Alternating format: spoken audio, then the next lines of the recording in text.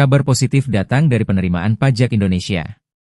Menteri Keuangan Purbaya Yudi Sadewa optimistis kinerja pajak sepanjang 2026 akan jauh lebih baik dibandingkan tahun lalu. Hingga akhir Juni 2026, penerimaan pajak telah mencapai Rp1.035,7 triliun, tumbuh 24,6% dibandingkan periode yang sama tahun sebelumnya. Menurut Purbaya, perbaikan kondisi ekonomi nasional menjadi faktor utama yang mendorong lonjakan penerimaan negara setelah pada 2025 pertumbuhan pajak sempat mengalami tekanan. Purbaya juga memastikan pemerintah tidak akan menaikkan tarif pajak untuk mengejar target penerimaan. Sebaliknya, pemerintah akan mengandalkan modernisasi sistem Cortex, memperluas basis wajib pajak, serta meningkatkan pengawasan terhadap potensi kebocoran penerimaan. Dengan strategi tersebut, pemerintah optimistis lebih dari separuh kantor wilayah Direktorat Jenderal Pajak mampu memenuhi target penerimaan pada 2026, jauh lebih baik dibandingkan capaian tahun sebelumnya. Ya, pemirsa, mantan Jaksa Agung Muda Bidang Tindak Pidana Khusus atau Jampitsus Febri Adriansyah menunjuk Febri Diansyah sebagai kuasa hukumnya. Febri mengungkap bahwa kliennya berharap agar penegakan hukum berjalan secara adil. Mantan Jampitsus Febri Adriansyah menunjuk mantan Jubir KPK Febri Diansyah sebagai kuasa hukumnya. Febri Diansyah mendampingi Febri dalam pemeriksaan selama 10 jam. Ia menyebut Febri kooperatif atas pemeriksaan yang dilakukan. Febri mengungkap bahwa kliennya berharap agar penegakan hukum berjalan secara adil. Adapun Febri juga berharap fakta hukum yang ditemukan penyidik dipilah secara jernih. Telah dilakukan sejak sekitar pukul 14 siang. Pak FA kooperatif dan sangat menghormati pemanggilan pemeriksaan oleh penyidik. Tadi proses pemeriksaan berjalan, awalnya pemeriksaan sebagai saksi karena surat panggilannya adalah sebagai saksi untuk sprindik dugaan TPPU. Kemudian setelah proses pemeriksaan berjalan sampai dengan sekitar pukul 19 malam ini, pukul 7 malam, penyidik menginformasikan status Pak FA adalah sebagai tersangka, sekaligus memberikan 2 dokumen. 1 dokumen penetapan tersangka dan 2 Jaksa Agung ST Burhanuddin melantik Jaksa Agung Muda Bidang Tindak Pidana Khusus pada Jumat siang. Kuntadi dilantik sebagai Jampitsus menggantikan Febri Adriansyah.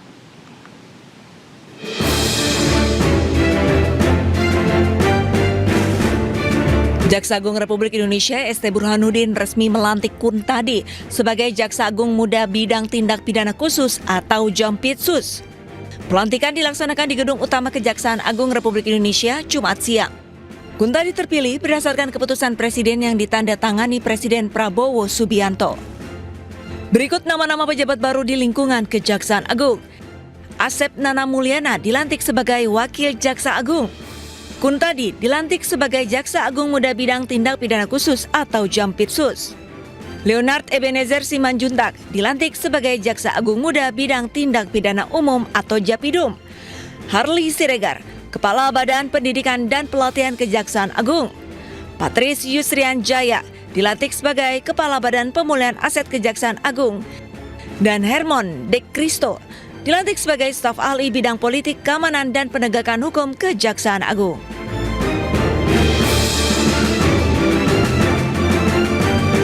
Jaksa Agung berharap para pejabat di Kejaksaan Agung berkomitmen untuk mewujudkan penegakan hukum yang berkeadilan, tegas, tetapi tetap memiliki sisi kemanusiaan.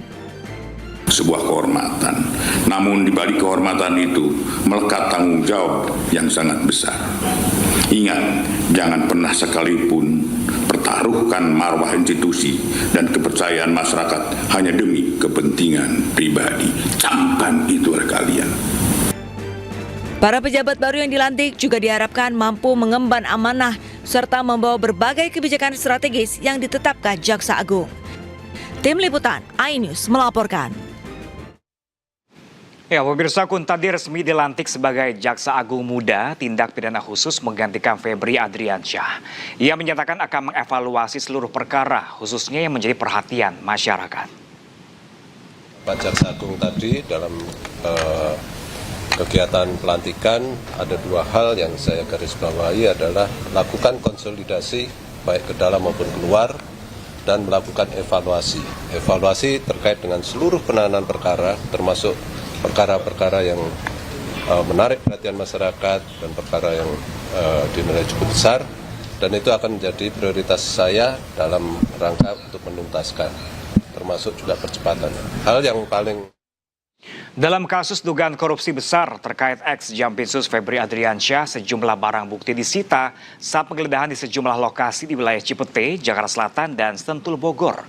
Di antaranya 74 kg emas, uang ratusan miliar rupiah, dokumen, serta komputer.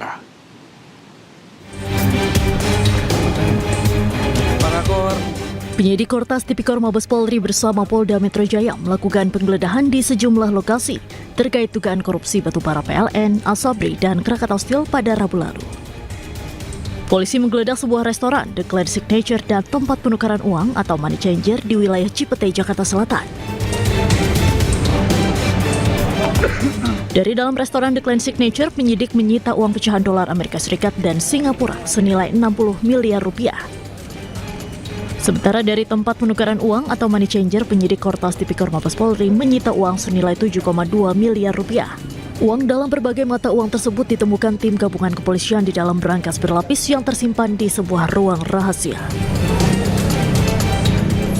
Bersama 3 orang saksi, tumpukan uang tersebut kemudian dibawa penyidik ke Polda Metro Jaya sebagai alat bukti. Polisi juga menggeledah rumah pribadi milik Jampitsus Febri Adriansyah di kawasan Sentul, Kabupaten Bogor, Jawa Barat pada Rabu malam. Polisi menyita 74 kg emas, uang tunai senilai 4.767.300 dolar Amerika Serikat, 14.083.800 dolar Singapura, serta 100 juta rupiah. Estimasi total jika dirupiahkan yaitu mencapai 476 miliar rupiah. Tak selesai sampai di situ, penggeledahan juga dilakukan di sebuah ruko yang dijadikan kafe di daerah Cipete, Jakarta Selatan pada Kamis malam. Penggeledahan di ruko tersebut berlangsung sekitar 5 jam. Satu persatu penyidik keluar dari ruko tersebut dengan memboyong sejumlah barang bukti, mulai dari koper besar, tas jinjing berwarna kuning, hingga monitor komputer. Satu koper besar pun tampak digotong oleh petugas masuk ke dalam bus polisi. Diketahui penggeledahan ini dilakukan terkait dugaan korupsi pengadaan batubara yang memicu blackout di sejumlah wilayah Indonesia, kasus Asabri, hingga kasus penyelesaian utang dari PT CPS kepada PT KNI yang merupakan anak perusahaan BUMN Krakatau Steel. Tim Liputan iNews melaporkan. Dalam laporan harta kekayaan penyelenggara negara LHKPN, ex-Jampitsus Febri Adriansyah yang menjadi tersangka dalam dugaan korupsi dan TPPU hanya tertera 18,26 miliar rupiah.